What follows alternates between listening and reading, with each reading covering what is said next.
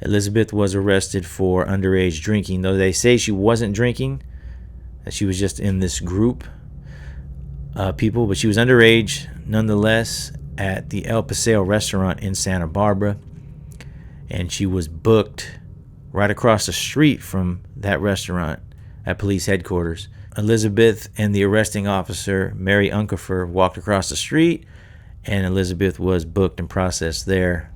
This is where the famous mugshot, where Elizabeth's kind of staring right through you with those gray eyes, the black and white photo, this is where that was taken in Santa Barbara. And Mary actually ended up taking Elizabeth in for a few days to help her out and then sending her back to Medford.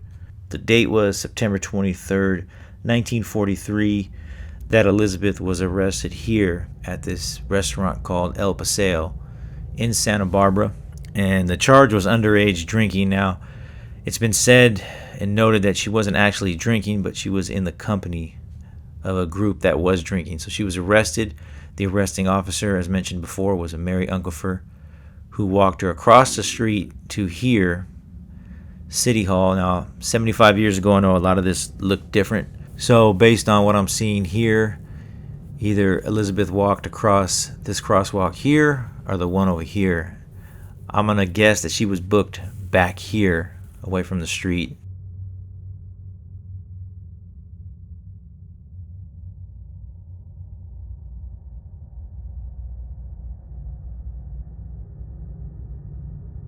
This other entrance here looks like just a main entrance at the time. But either way, this is City Hall, and this is where that famous mugshot was taken. The famous black and white mugshot of Elizabeth, where she's got those gray eyes just staring right through you.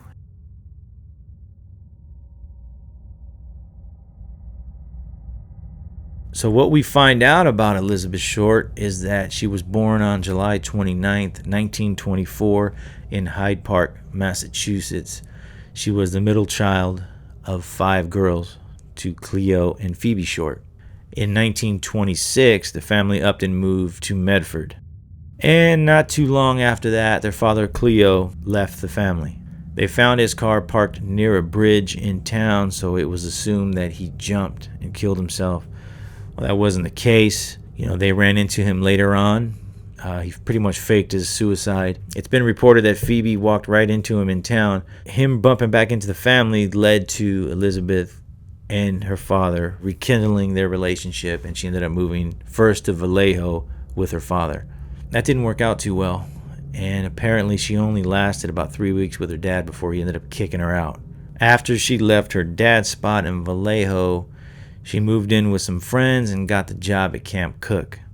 So while she was working at Camp Cook, she ended up meeting a sergeant. And this guy apparently put hands on her, and she broke up with him, and then she moved on to Santa Barbara, where she lived with somebody else on Montecito Street. And she had only been there a week before she got arrested at the El Paseo restaurant and booked across the street at City Hall, where the police station was. So like I mentioned before, the arresting officer, Mary Unkefer, took Elizabeth in for a few days and ended up giving her money for a bus back to Medford. Once she was in Medford for a little while, she didn't stay long. She soon left to Florida. While in Florida, she met a guy from the Air Force named Matt Gordon. They dated for a while and they were engaged. Unfortunately, Matt Gordon had to return to active duty in 1945, where he subsequently was shot down and killed in India. And of course, this left Elizabeth distraught. So Elizabeth moved on. She dated a lot, particularly men in uniform. After a short stint in Indianapolis and Chicago, Elizabeth made her way back to California, Long Beach specifically, in pursuit of Gordon Fickling. Gordon Fickling was an Air Force lieutenant and stationed in Long Beach. So this story was an extremely hot story. It was the OJ of the day. It was the Sharon Tate, LaBianca, Manson family story of the time. But before the internet, obviously, so the city was frantic. The newspapers were selling like hotcakes. But still, there wasn't a lot of information outside of, slain girl, cut in half, found in vacant lot. Werewolf slain is what they called it at one point too. So Police were desperate for any kind of information as to who did it, when, why, how, so on and so forth. The story began to fizzle out. It was on January 23rd that the city editor, Jimmy Richardson, received a phone call from a stranger, essentially, a strange man on the other end. Asked Jimmy, what's your name? Jimmy responds, Richardson. The man on the other end says, you've done a great job with the Dahlia case, but it appears you're running out of stuff. The man on the other end responds to Jimmy by congratulating him on his work on the Dahlia case. Then the man says, you seem to have run out of material. Jimmy's like, yeah. The guy on the other end says, perhaps I can be of assistance with that. And Jimmy says, we need it. And the mystery man responds with, I'll tell you what I'll do. I'll send you some of the things she had with her when she, shall we say, disappeared. Jimmy's like, what kinds of things? To which he responds, her address book, birth certificate, and a few other things. Jimmy all the while was trying to have the phone call traced. Fast forward to 2 days later, Jimmy gets a call from the postal inspector, and they tell Jimmy that a package addressed to the Los Angeles Examiner was intercepted there by police, and they're getting ready to open it up. They open it up, and they find that there are various newspaper clippings used to form the words on the letter. And the package itself reeked heavily of gasoline. So when the package was opened down at the post office, there were some interesting things uncovered. And it turns out it was sent on the 24th, which would have been the day after the phone call to Jimmy. The envelope read, here is Dahlia's belongings, letter to follow. It contained Elizabeth's birth certificate, her social security card, a claim check card from the Greyhound station dated January 9th, which would have been for 2 suitcases and 1 hat box. There was a telegram in there from the Railway Express in regards to another trunk, which we'll get to. Business cards, multiple photographs of Elizabeth with various men in uniform, and a brown leather notebook containing names and numbers of different people.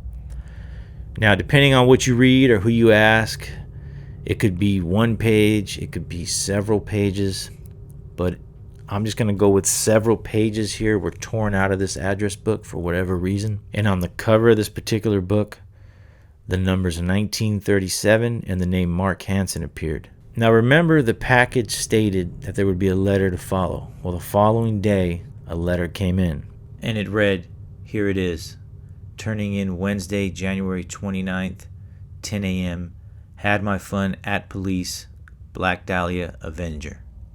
Authorities made a note that it appeared the letter had been written with a new ballpoint pen. Now, at the time, ballpoint pens weren't cheap. I think they went for around $6 back then, so not everybody had them, which, isn't a huge clue, but it's definitely substantial. So it was here on January 24th, 1947, that 1 high heel and a purse were found in a dumpster at a cafe that once stood here. The cafe address at the time was 1136 Crenshaw Boulevard. I cannot find 1136 Crenshaw, but I did find 1132 and 1140, which is what's pictured here. So in this general vicinity, a man by the name of Robert Hymans found and reported the shoe and purse in a dumpster somewhere here. And by the time the police got there, the dumpster was already removed. So police had to sift through the dump to locate those items. And here is Red Manley identifying those items and linking them to Elizabeth Short. So in my research, I read a lot of books regarding this case, a lot of articles, listened to a lot of information, be it podcasts or interviews, TV specials. So I know that there's no one solid answer. I mean, there's going to be different things that I've heard versus what you've heard, and I'm not trying to sell what I'm saying as concrete. I just kind of try to sift through different scenarios, different things, and maybe you can just decide for yourself what you think happened. When reconstructing Elizabeth's timeline, authorities, researchers were kind of stumped as to why Elizabeth went down to San Diego 1 month before she died. I know she was kind of nomadic, so maybe she just decided, she was at her wit's end, with men, with life. She was staying at different hotels, motels, people's houses, people's rooms, rooming houses. Maybe it was time for her to just, out of frustration, to get out of LA. At any rate, she ends up in San Diego on December 8th, 1946, and she is found inside of the Aztec Theater by one of the employees there by the name of Dorothy French. She said Elizabeth was sleeping. Now, at the time, the Aztec Theater did attract a lot of the homeless. All we can do is speculate as to what led Elizabeth down there. Maybe she heard that the Aztec Theater can put her up for a night. Who knows? Whatever her reasons, she ended up there. Dorothy French, who was a cashier there, befriended her, talked, and invited her to live with her and her mother nearby, an Elvira French. While she stayed at the French's house for about 30 days, she kind of wore out her welcome. It's been said that she slept in a lot. She kept weird hours. And it was time for her to go at one point. Here is 665 Fifth Avenue, San Diego, California, at what was once the Aztec Theater. I don't know what years these particular photos are from. Probably the 70s to the 90s, something like that. But back then, it was the Aztec Theater as well.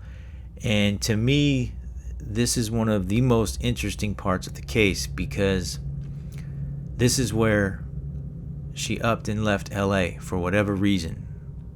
1 month before she was killed, came all the way down to San Diego for reasons unknown.